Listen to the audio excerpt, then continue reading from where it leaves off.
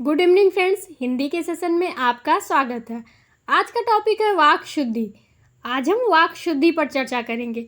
इसकी परिभाषा को देखेंगे कि वाक शुद्धि किसे कहते हैं और कितने प्रकार की वाक अशुद्धियाँ होती हैं, उनको हम शुद्ध रूप से जानेंगे। तो चलिए हम वाक शुद्धि को समझते हैं कि वाक शुद्धि की परिभाषा क्या है। व्याकरण में आई अशुद्धि को दूर कर उसे पुनः शुद्ध रूप में लिखना ही वाक शुद्धि कहलाता है।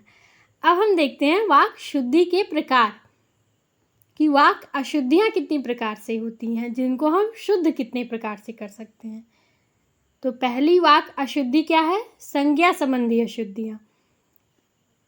तो इसमें हमने एक वाक लिया है, कृषि हमारी व्यवस्था की रीढ़ है। तो यहाँ पे बहुत लोगों को ये सही भी लग रहा होगा, लेकिन ये गलत है। कृषि हमारी व्यवस्था का आधार है, ये शुद्ध है। अब हम दूसरा वाक्य लेते हैं संज्ञा संबंधी पे। पतिव्रता नारी को छूने का उत्साह कौन करेगा? ये तो आप लोगों को साफ ही दिख रहा होगा कि अशुद्धि है, उत्साह हो ही नहीं सकता। पतिव्रता नारी को छूने का साहस कौन करेगा? ये शुद्ध है। अब हम तीसरा वाक्य लेते हैं, प्रेम करना तलवार की नोक पर चलना है। तो यहाँ पे नोक नहीं होगा, यहाँ पे धार होगा। प्रेम करना तलवार की धार पर चलना है। अब हम दूसरा देखते हैं कि दूसरे प्रकार की वाक अशुद्धि कैसे आती है हमारे परीक्षा में। दूसरा क्या है? लिंग संबंधी अशुद्धियाँ। तो इसका पहला वाक्य हमने लिया है, परीक्षा की प्रणाली बदलना चाहिए। तो यहाँ पे होगा परीक्षा की प्रणाली बदलनी चाहिए। ये लिंग संबंधी अशुद्धियाँ। बहुत लोग लिंग संबंधी अशुद्धियाँ करते हैं, जो जैसे वो कर देते हैं, जेंडर ही चेंज कर देंगे।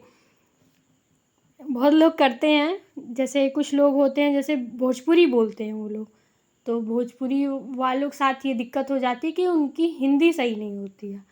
तो उनके लिए भी ये वीडियो काफ़ी अच्छी होगी, काफ़ी हेल्प करेगी उनकी।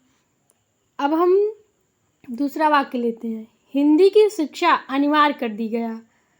तो यहाँ पे हिंदी की शिक्षा अनिवार्य कर दी गया नहीं होगा, यहाँ पे हिंदी की शिक्षा अनिवार्य कर दी गई है।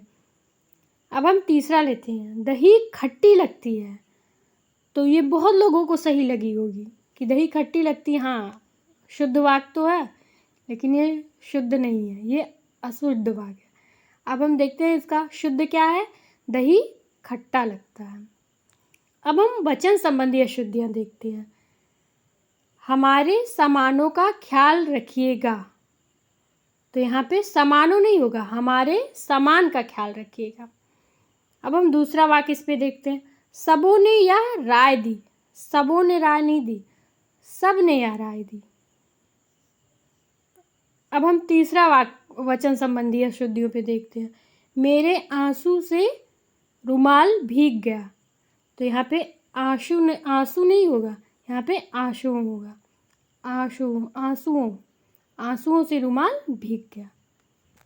अब हम कारक संबंधी अशुद्धियों को देखेंगे। कारक संबंधी अशुद्धियाँ कैसे पूछी जाती हैं हमारी परीक्षा में। कारक भी हमने पढ़ा है, अगर आप लोग कारक ना समझते हो तो वीडियो जाके देखिए, तो आपको बेहतर समझ में आएगा। अब हम इस पे देखते हैं कैसे पूछा जाता है।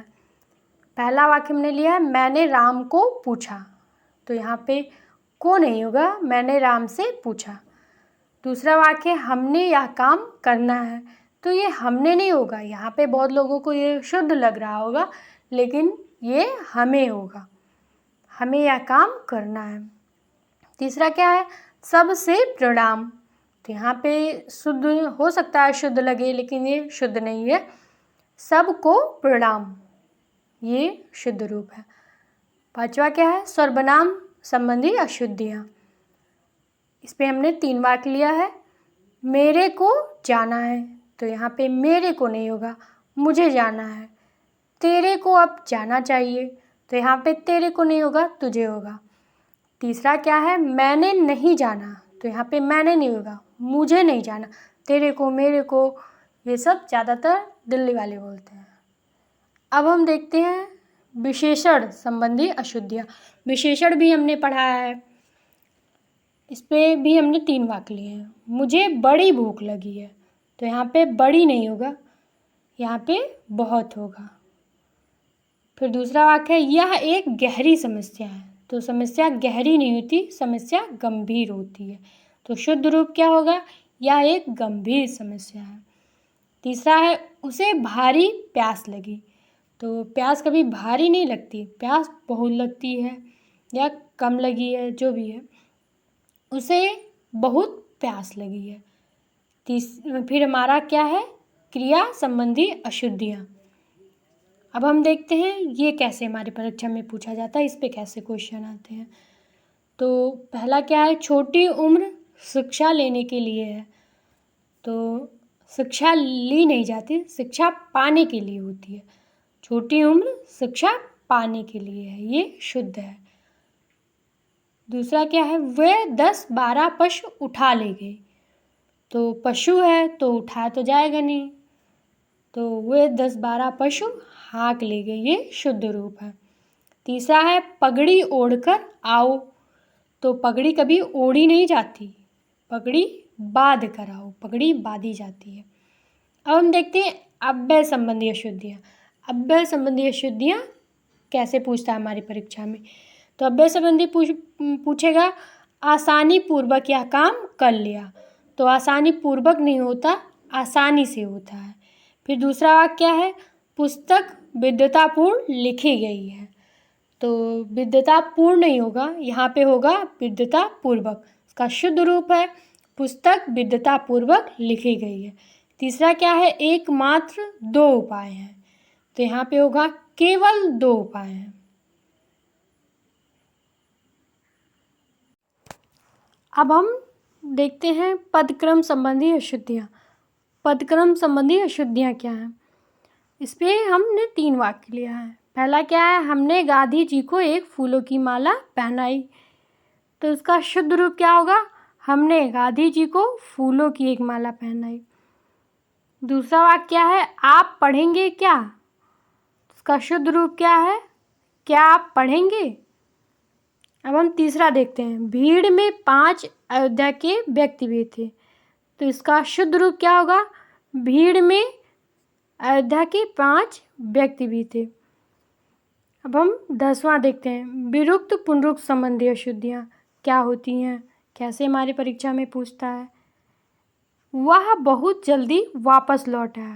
इसका शुद्ध वाक्य क्या है, वह बहुत जल्दी लौट आया। अब हम दूसरा वाक्य इस पे लेते हैं, कृपया आप आने की कृपया करें। तो यहाँ पे 2 बार कृपया कृपया हो गया, तो यही अशुद्ध है।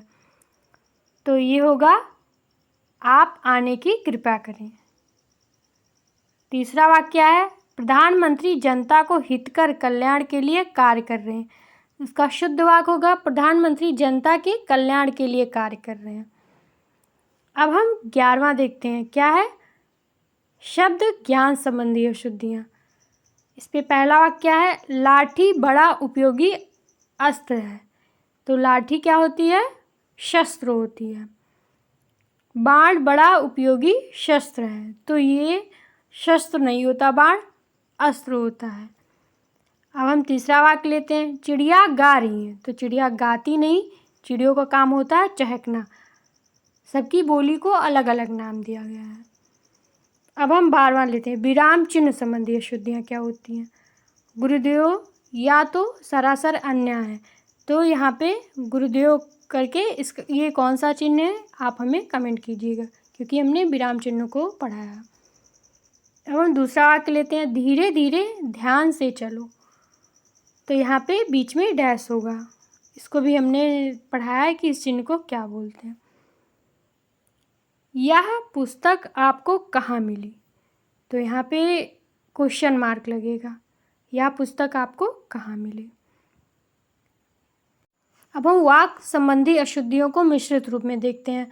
विराम चिन्ह, संज्ञा, सर्वनाम, कारक, इन सबको हमने एक जगह पे लिख दिया है, सभी को मिक्स कर दिया है। हमारे एग्जाम में ऐसे अलग अलग करके नहीं पूछता है, ऐसे ही पूछता है, तो हम उसको भी देख लेते हैं। आप गलत जगह आ गए, तो यहाँ पे गलत नहीं होगा, गलत होगा। दूसरा वाक्य है, अंगुली माल बहुत निर्दयी था। तो यहाँ पे अंगुली माल होगा। देखिए, देखने में तो सही लग रहा है लेकिन लिखा सही नहीं है, अंगुली मार। मैं बड़ों की श्रद्धा करती हूँ, तो यहाँ पे बड़ों की श्रद्धा नहीं की जाती, बड़ों का आदर किया जाता है। अब हम चौथा वाक्य देखते हैं, हमें प्रभु का ध्यान रखना चाहिए। तो यहाँ पे होगा हमें प्रभु का ध्यान करना चाहिए, रखना नहीं चाहिए। अब हम पांचवा वाक्य लेते हैं, ये है एक पानी का गिलास दीजिए। तो यहाँ पे शुद्ध क्या होगा, पानी का एक गिलास दीजिए। फिर ये वाक्य इसके बाद फिर क्या होगा, तो यहाँ पे फिर नहीं होगा, इसके बाद क्या होगा, शहीदों का देश सदा आभारी रहेगा। तो यहाँ पे शुद्ध रूप क्या है, देश शहीदों का सदा आभारी रहेगा। ध्यान पूर्वक विद्यार्थियों को पढ़ाई करनी चाहिए, इसका शुद्ध रूप क्या है, विद्यार्थियों को ध्यान पूर्वक पढ़ाई करनी चाहिए। यह सबसे सुंदरतम साड़ी है। तो यहाँ पे सबसे नहीं होगा, यह सुंदरतम साड़ी है, क्योंकि जब सुंदरतम लग गया तो सबसे की ज़रूरत नहीं है। वह डाल महीन है, तो डाल महीन होती ही नहीं है, तो होगा क्या, वह डाल पतली है। अब होगा प्रश्न पूछना। तो प्रश्न पूछना जैसे सबको सही लग रहा होगा ये वाक्य, लेकिन प्रश्न करना शुद्ध होता है। शुद्ध रूप क्या है, प्रश्न करना। मैं शीतल जल को पी रहा हूँ। तो यहाँ पे शुद्ध होगा मैं शीतल जल पी रहा हूँ, को नहीं होगा। फिर क्या है, आज बजट के ऊपर बहस होगी। इसका शुद्ध रूप क्या है, आज बजट पर बहस होगी। फिर हम अंतिम वाक्य लेते हैं, घर पर सब कुशल है। तो यहाँ पे होगा घर में सब कुशल है, क्योंकि पर नहीं होता। घर में लोग पूछते घर में, आपके घर में सब कुशल मंगल है, तो ये शुद्ध है। इस तरह हमने वाक् शुद्धि की परिभाषा देखी, उस पर किस तरह की वाक् अशुद्धियाँ आती हैं उसका शुद्ध रूप देखा, और हमने मिश्रित वाक्यों को भी लिया, उसका शुद्ध रूप बताया। आपको कैसी लगी ये वीडियो कमेंट ज़रूर कीजिएगा। पढ़ते रहिए।